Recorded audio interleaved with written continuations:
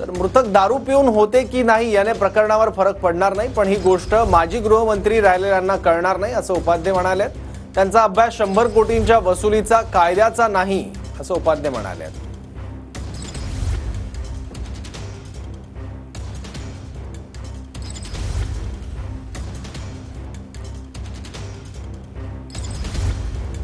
त्यांचा अभ्यास हा 100 कोटींच्या वसुलीचा कायद्याचा नाही असं उपाध्ये यांनी म्हटलेलं आहे। केशव उपाध्ये यांनी टीका केलेली आहे। तर रवींद्र धंगेकर यांनी सगळ्यात आधी काय ट्विट केलंय? हिट अँड रन प्रकरणाला वेगळं वळण दिले जात आहे। मृत तरुणी मद्यधुंद अवस्थेत होते असं सिद्ध करेल।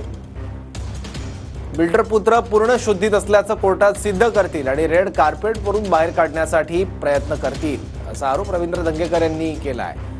तरुणीमुळेच अपघात झाला असं सिद्ध करतील असंही त्यांनी म्हटलंय। तर त्याला उत्तर दिलंय भाजपचे केशव उपाध्ये यांनी।